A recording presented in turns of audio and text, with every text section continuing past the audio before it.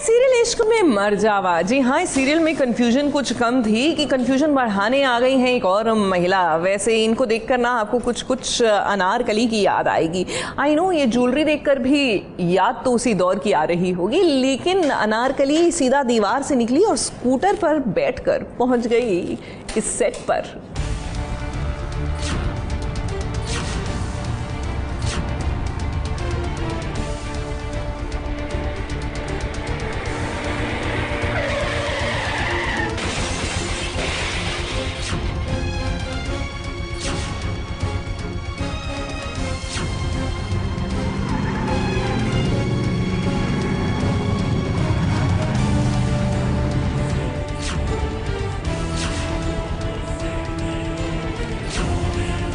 इश्क में मर जावा की नेत्रा, जिसकी अभी अभी एंट्री हुई है सीरियल में, उस पर हो गया हमला।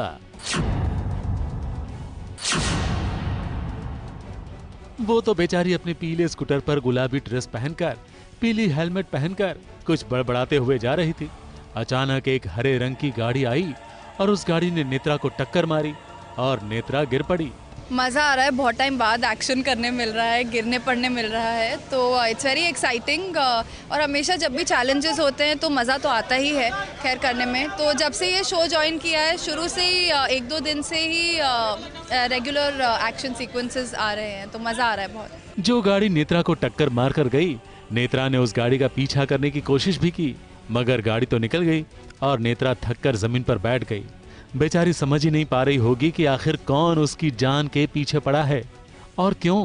क्योंकि नई नई आई है ना, तो कहानी भी कहाँ जानती होगी कि यहाँ कितने सारे कंफ्यूजन हैं और हर कोई एक दूसरे की जान का दुश्मन है। देखिए, मैंने भी रातों रात शो ज्वाइन किया, तो मैंने पहले शो देखा नहीं है। मैं अभी, और जब से चालू किया है तब से मैं डे नाइट शूट कर रही हूँ शो के लिए, तो मुझे फिर भी टाइम नहीं मिला है देखने का। बट मैं मेरी अभी पूरी कोशिश है कि मैं from the very beginning show देखूं, ताकि मुझे एग्जैक्टली पता चले कि हो क्या रहा है। बट ऑफ कोर्स मेरे राइटर्स ने, प्रोड्यूसर्स ने, सब ने मुझे एक्सप्लेन किया है, मोटा मोटा बताया है कि क्या रही है कहानी अब तक, तो ऐसा है जी। अब ये नेत्रा नेत्रहीन होने का ड्रामा करने वाले दीप की जिंदगी में उजाला लाएगी या अंधेरा, ये कहना मुश्किल है।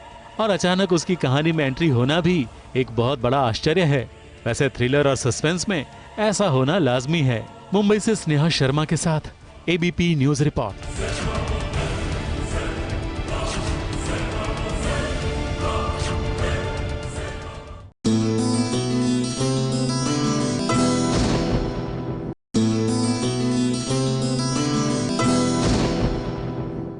देखिए, महिलाओं को सेलिब्रेट करना है तो ऑफ कोर्स ज्वेलरी तो है ही, लेकिन साथ ही एक बात तो माननी पड़ेगी कि छोटे पर्दे पर ही महिलाओं को बड़े अच्छे से सेलिब्रेट किया जाता है। जी हाँ, स्ट्रॉन्ग उनको रोल्स दिए जाते हैं, कहानी जो है उन्हीं के इर्द गिर्द घूमती है। बड़ी मुश्किल से कभी कभी टीवी के हीरो को तो काम करने का मौका मिलता है, जैसे कि गुड्डन के एजे को मिला है।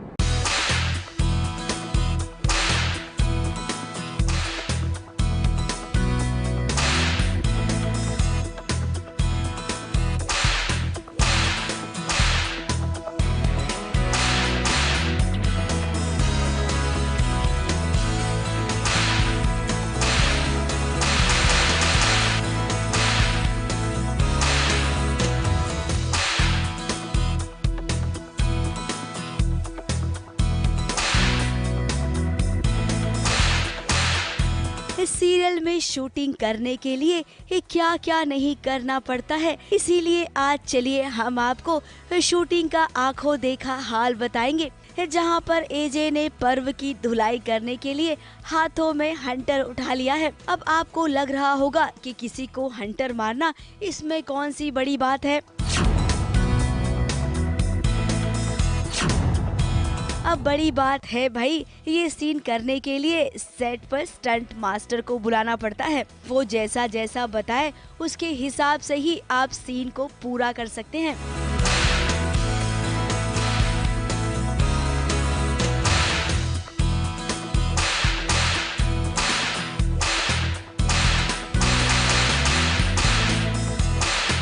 किसी को हंटर मारना आपको तो बड़ा आसान लगता होगा, लेकिन ये उतना आसान है नहीं। इस शूटिंग में कभी किसी को सच का हंटर लग गया तो सोचिए उसका क्या हाल होता होगा। इसीलिए तो इस सेट पर ऐसे एक्सपर्ट्स को बुलाया जाता है ताकि इस सीन को बारीकी से किया जा सके।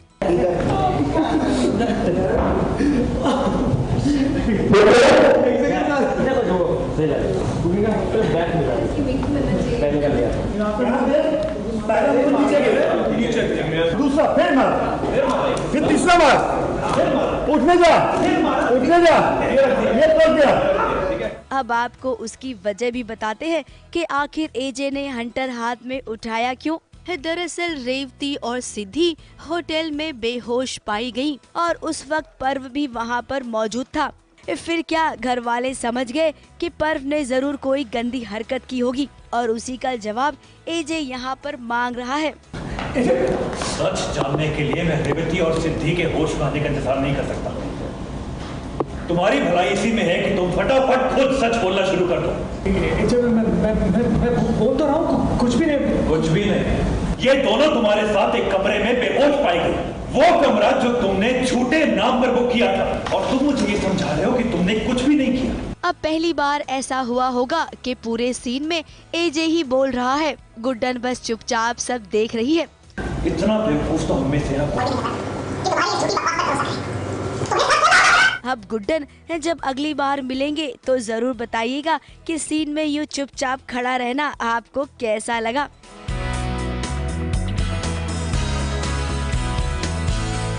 ABP news report.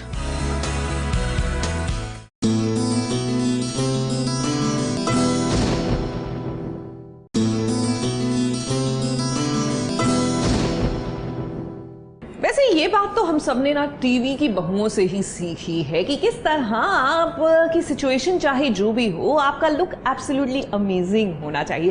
खासकर इश्कबाज की महिलाएं, उनकी ज्वेलरी क्या कमाल की लगती है ना, उतनी ही कमाल की जितनी आज हमें यहाँ देखने को मिल रही है। बहरहाल आज ज्वेलरी की स्टोरी नहीं है, लेकिन देख लीजिए सबको पता लग गया है कि ये जो शिवांश को लाइलाज बनाने की कॉन्स्पिरेसी थी, ये सब साहिल की ही थी।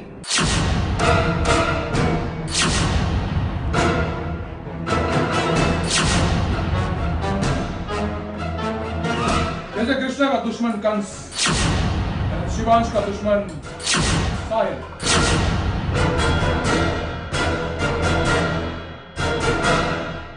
शिवांश सिंह ओबरॉय को जानलेवा बीमारी है। इसके बाद मन्नत और शिवांश की शादी, इन सब के पीछे वरुण का हाथ है। अब तक तो आप सब यही जान रहे थे ना, लेकिन अब इस वरुण के चैप्टर में नया ट्विस्ट जुड़ गया है और वो ट्विस्ट है साहिल मामा, जो इस बड़े से खुलासे के बाद कंस मामा बन गए हैं। जैसे कृष्णा का दुश्मन कंस, शिवांश का दुश्मन साहिल। जी हाँ, साहिल ही है वो इंसान जो वरुण से ये सब करवा रहा है। उसे चाहिए शिवांश की तमाम दौलत, क्योंकि उसका मानना है अनिका और शिवाय के मरने के बाद सारी प्रॉपर्टी की रक्षा उसने ही की है, तो भाई इसका हिस्सा शिवांश को कैसे मिल सकता है। ऑफिशियली ये सारी दौलत मेरी है, साहिल की है बेसिकली, और साहिल समझता है कि उसका हकदार साहिल ही है, क्योंकि शिवाय के मरने के बाद सब कुछ उसने संभाला है, तो एवरीथिंग इज हिज। सो बस वो लेने आया है दौलत अपनी। फिर क्या पैसे पानी की लालच में ये कहानी खून खराबे तक पहुंच गई है। पहले मन्नत को राजी करवाया शादी करने के लिए, और अब उसके बाबा को किडनैप कर कर वरुण चाहता है कि वो शिवांश से तलाक ले ले। अब वो तलाक ले तो कैसे, क्योंकि वो तो शिवांश से प्यार करने लग गई है। दिन हो या रात उसके सपने देखा करती है।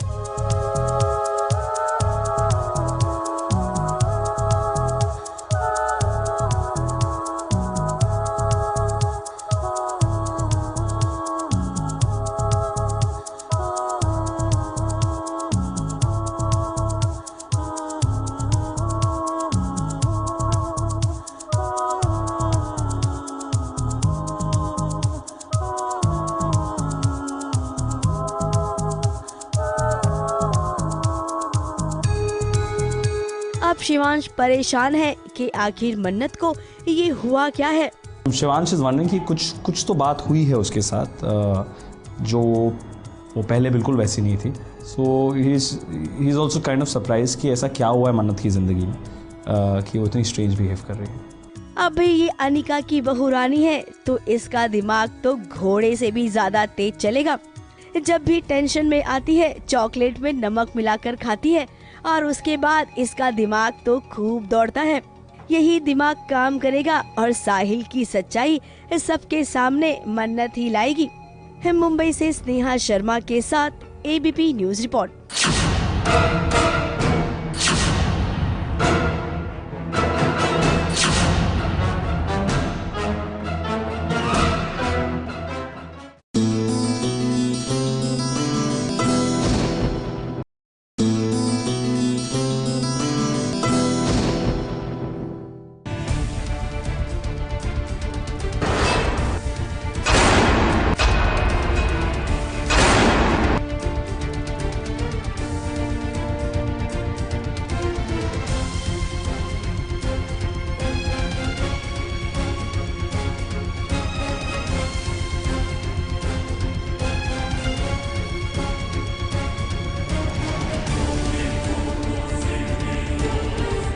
लीजिए सीरियल नजर में बस अब यही देखना बाकी रह गया था। राठौर साहब के कंधे पर पहले से ही घर की जिम्मेदारी कम थी कि ये सफेद बालों वाली नई डायन आकर सीधे उनके कंधों पर विराजमान हो गई है।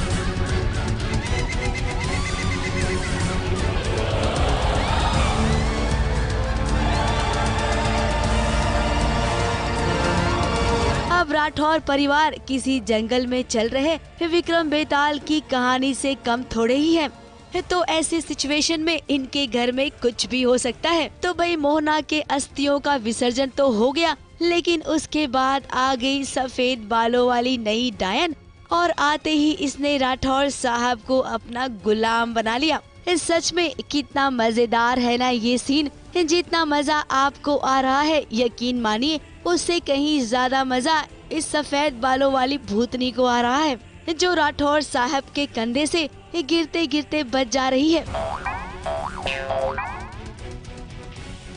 अब खैर ये आई है तो कुछ न कुछ नया कारनामा भी करेगी। मुन्ना के पास इस डायन का सफेद बाल मिला है। रूबी के साथ साथ पिया को भी लग रहा है कि घर में कोई बुरी आत्मा है, लेकिन अंश है कि मानने को तैयार नहीं है। एक्चुअली जो मेरे ससुर हैं, अंश के पिताजी हैं, उनका बिहेवियर अचानक से बहुत चेंज हो गया है और हम सबको ऐसा लगता है, इनफैक्ट जो रूबी घर पर आई है उसे भी लगता है कि कुछ घर में नेगेटिव शक्तियां हैं। तो और अंश कहीं ना कहीं ये नहीं मान रहा क्योंकि वो अभी भी रूबी पर ट्रस्ट नहीं करता। अब भाई अंश कैसे नहीं मानेगा, जब राइटर साहब उसे मनवाएंगे तब तो वो जरूर मानेगा, क्यों अंश?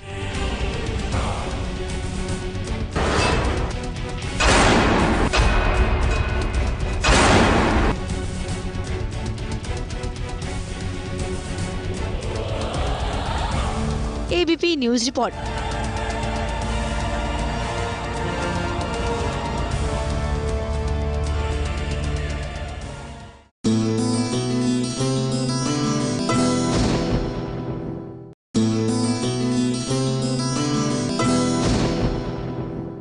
वैसे यकीन मानिए अगर आप घर की शादी अटेंड कर रहे हैं या आपकी खुद की शादी है तो this is like perfect jewellery for you. यहाँ आइए और शॉपिंग कीजिए।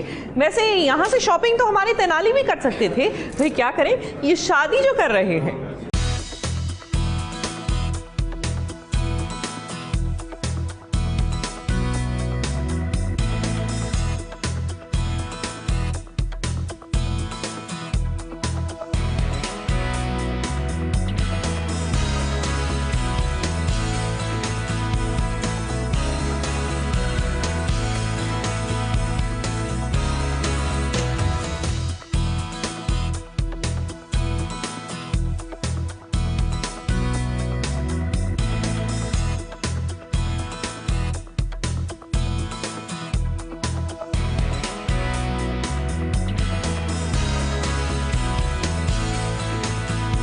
सीरियल तेनाली रामा में आ गया है फिल्म जुदाई वाला ट्रैक।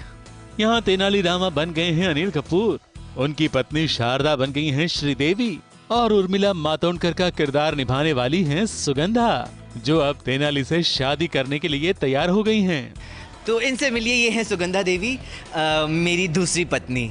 हाँ, शौक मत हो जाइएगा क्योंकि शारदा ने मेरी दूसरी शादी करवा दी है। तेनाली को दूसरी शादी इसलिए करनी पड़ रही है क्योंकि सुगंधा देवी ने तेनाली की पहली पत्नी शारदा को खूब सारे पैसे और गहने दे दिए हैं और बदले में तेनाली को खरीद लिया है। इसीलिए तो सुगंधा देवी तेनाली से शादी कर रही हैं। तो सुगंधा देवी ने बहुत सारा धन दिया है शारदा को मुझे छीन लेने के लिए। तो सुगंधा देवी कैसा लग रहा है मुझसे शादी करके? बहुत अच्छा लग रहा है, ये बहुत इंटेलिजेंट है और इनसे ही मैं, इनकी इंटेलिजेंसी की वजह से मैं इनसे इम्प्रेस्ड हूँ। सो आई एम फीलिंग हैप्पी। मरता बेचारा क्या ना करता, तेनाली रामा भी शादी करने के लिए तैयार हो गए हैं और जरा देखिए उनकी शादी में शरीक होने के लिए कौन कौन आया है।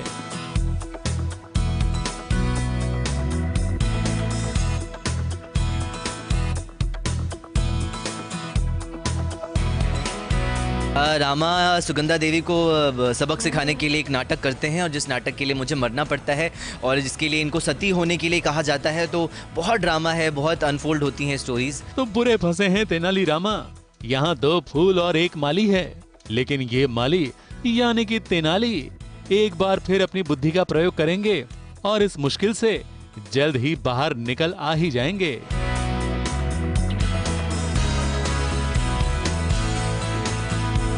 कैमरामैन अनूप रस्तोगी के साथ एबीपी न्यूज रिपोर्ट।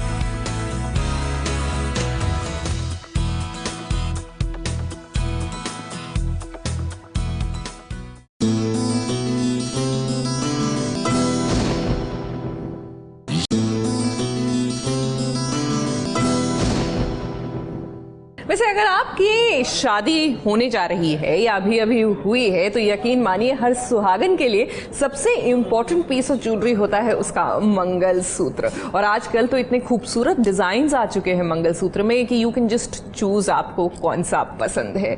वैसे लीजिए ना, नैना शादी के बाद पग फेरों के लिए घर लौटी और उसका मंगलसूत्र गुम गया। हाय, she must be heartbroken ना।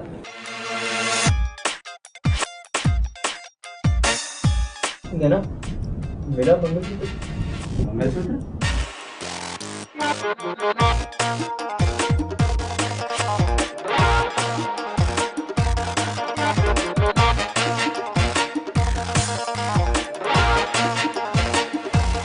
शादी के बाद जैसी कि रस्म होती है, पग फेरे के लिए लड़की अपने मायके आती है।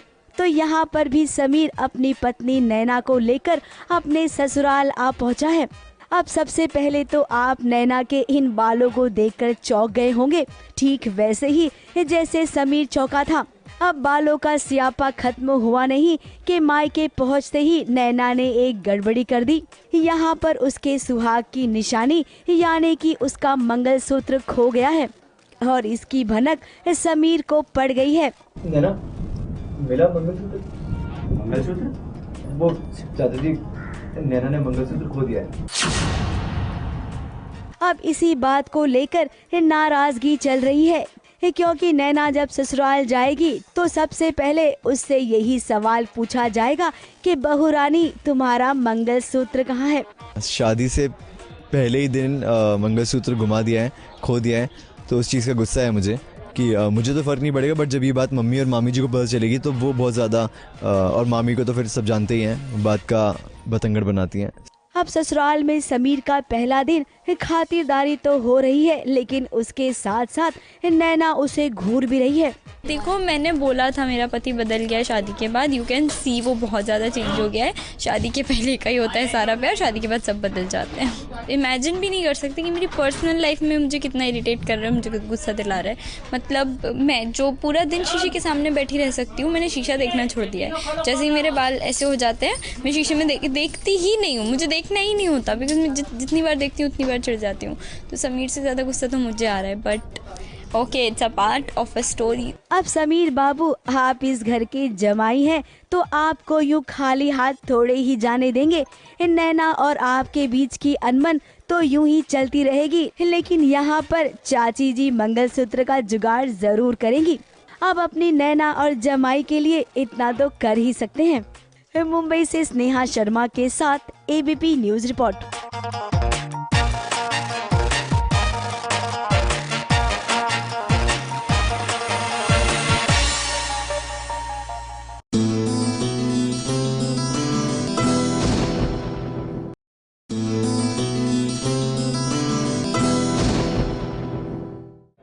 अगर आप जानना चाहते हैं कि महिलाओं का जेवर के साथ क्या रिश्ता है तो यकीन मानिए ये रिश्ता प्यार का है। भाई क्या करें, ये रिश्ते प्यार के हैं, अब हर जगह चर्चा में जो है। अब जल्द ही आने वाला है ये सीरियल टेलीविजन पर, लेकिन उससे पहले आइए मुलाकात कराते हैं, कुछ चर्चा करते हैं अबीर और मिष्टी और उनके पूरे परिवार के साथ।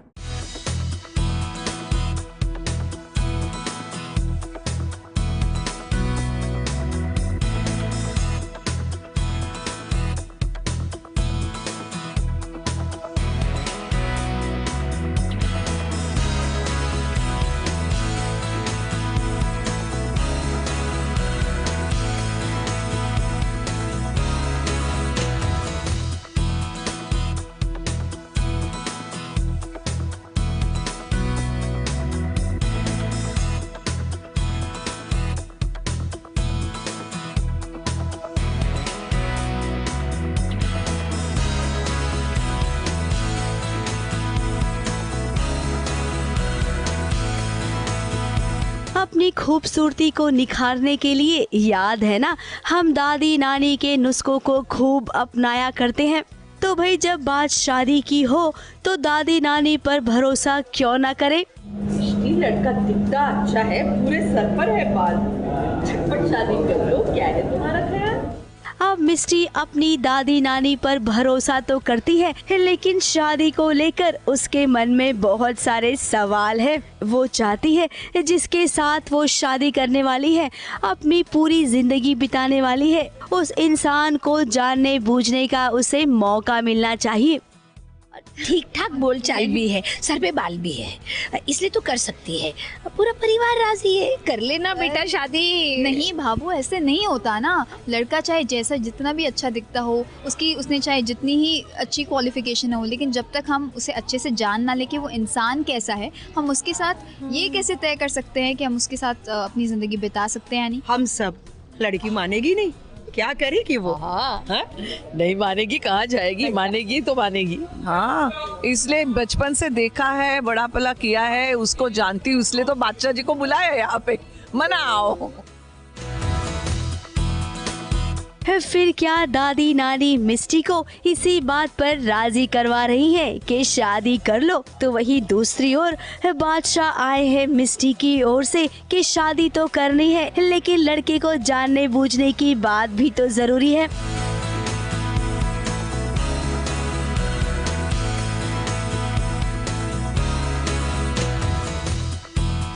इशिता और नायरा की सासू माएं, और हाँ यहाँ पर संध्या बिंदनी की भी सास है, साथ में नागिन की पॉपुलर सासू माँ भी है।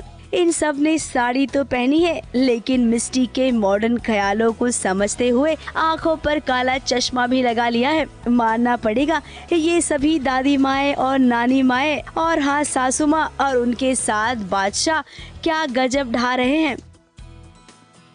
भाई यार मैं तो देखो दोनों साइड हूँ मतलब मुझे लगता है टाइम भी लेना चाहिए और मुझे लगता है कि बड़ों की बात भी माननी चाहिए, बट ये तो आपको प्रोग्राम देख के पता चलेगा। अब मिष्टी को शादी के लिए इतना जोर दिया जा रहा है तो लड़के से भी तो मिलिए, लड़का भी कुछ ऐसा ही है, लड़का भी जाना पहचाना सा है, नाम है अबीर, जो 7 समंदर पार से लड़की देखने आया है। और आपको बता दें कि मिष्टी और अबीर की मीटिंग चाय पर हुई है। अब भी एक कप चाय पीकर ये कैसे डिसाइड किया जाए कि इस लड़के के साथ आप जिंदगी बिता सकती हैं।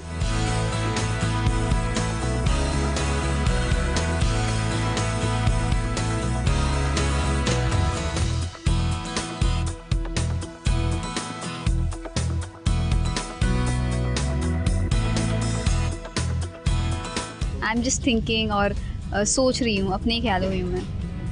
और जो मस्ती करते हुए दिख रहे, उछलते कूदते हो, तो यही है, सारा काम इन्हीं का है। तो जो मैं हमेशा ऑफसेट करता था वो ऑन स्क्रीन करने को भी मिलेगा, क्या बात है, दैट्स अमेजिंग। अब मिष्टी आपको प्यार तो होना है अबीर से ही, भले ही उसमें थोड़ा सा वक्त लगे, क्योंकि कहानी और रिश्ते दोनों को आगे बढ़ाने में वक्त तो लगता ही है। लेकिन हमारी बात मानिए, ये लड़का एकदम परफेक्ट है आपके लिए, इसको हम जानते भी हैं और पहचानते भी हैं। काफ़ी यहाँ फ्रेशनेस तो है सब्जेक्ट में, कुछ अलग मुद्दा उठाया है, जो I think is a very good initiative. Star हमेशा ऐसी कोशिश करता है कि कुछ नए मुद्दे उठाए, कॉन्सेप्ट ड्रिवन शोज़ होते हैं, तो I am very happy that ऐसा कुछ उनने बोल्ड स्टेप लिया है। ये रिश्ते हैं प्यार के स्पिन ऑफ है ये रिश्ता क्या कहलाता है का। तो सोच लीजिए इस कहानी में हर रिश्ते को कितनी अहमियत दी गई होगी। मुंबई से कलीम सलमानी के साथ निशी मिश्रा की रिपोर्ट।